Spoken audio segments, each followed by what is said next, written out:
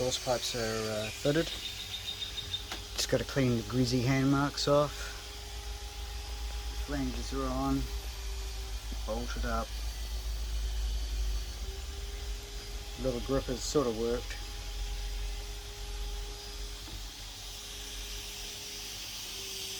Hours and hours to fit this. Use clear Lexan. I'm probably going to paint it later, but for the time being it will do. Run the wiring along there, and the blue is visible, except when you're up here. I am going to disguise that better. It was sort of supposed to fit behind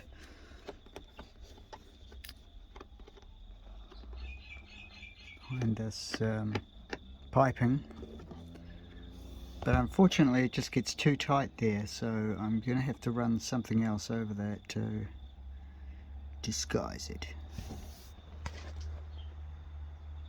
Dash looks cool. Just got to paint the sticks, make a new board, finish those cables up, perhaps mount this, probably not.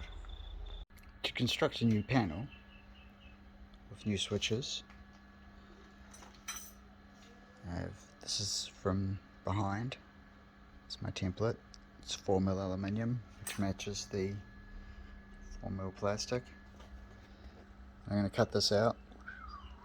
I'm going to cut a hole out here somewhere, and I'm going to glue it in with a backing plate so it sort of looks original.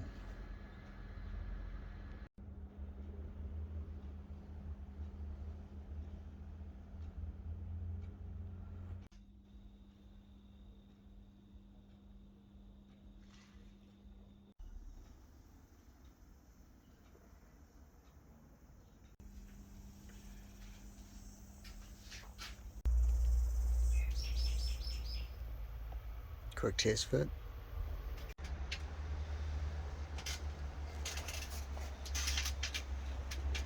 Just to confuse things even more.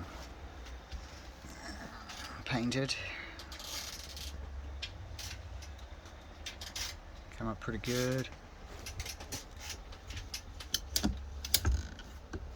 Stainless steel inserts. Some covers. Might bevel those. They look a little bit sharp.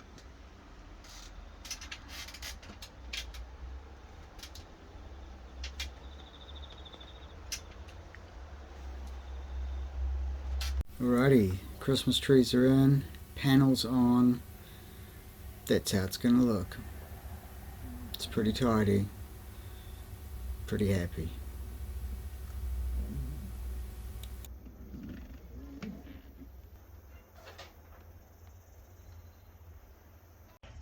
I've had to add some more fuse holders in to take some of the extra stuff that we've added. Wire up all the gauges, hook them up to the stuff they need to be hooked up to, and getting pretty close to having another fire up, and see how it goes. Oh dear, we've hit a problem. Nothing seems to work. Basically, every sensor has a signal. The coils are firing. I'm getting fuel pressure, but the injectors are not pulsing. I've even tried a second ECU. I've even swapped out the primary leads for the secondary injector leads to see if the secondaries would fire. They are all brand new injectors. So yeah, it went last time. Now it doesn't want to go. Okay, to test that I had an injector pulse, and I don't have a Noid light, I made up this bit of wire, plugged it into another high impedance injector, and plug those into the injector plug, turn the key on, and it's clicking away exactly like it's supposed to. So I just started adding some more fuel to the warm-up map and it popped once, but I want to verify now on another car that I have with a factory loom that I have the two crank angle sensors the right way around. Maybe it's doing something funny, I don't know. I'm going to check it now and then yeah, carry on. It's a little, well, actually it's not a little, it's a huge oil leak, but it's not in the same place. It's between the sump and the engine mount, and I'm guessing it's completely my fault for not cleaning the surfaces well enough before applying the sealant. But we'll address that later. We want to have it running first. So I've replaced the 1000cc injectors with some 630cc injectors. Because they're slightly different, I'm going to have to make these new cups to fit them into the primary ports that they normally fit in. So yeah, just made these adapters.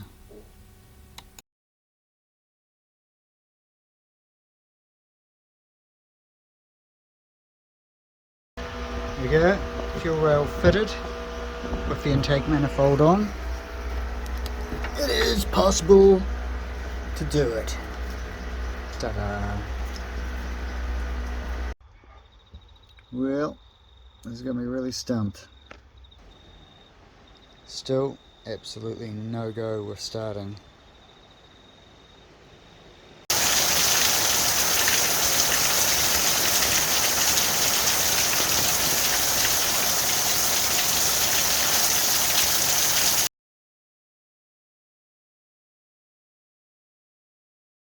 Firstly, up there I have the earth for the shielding wire to the bus bar,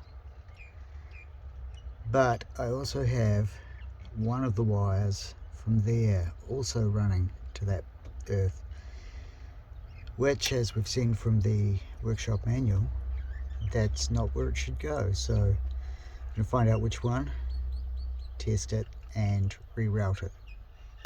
Okie dokie, what I've established is both of those wires that I thought might have been one of the earths that I was chasing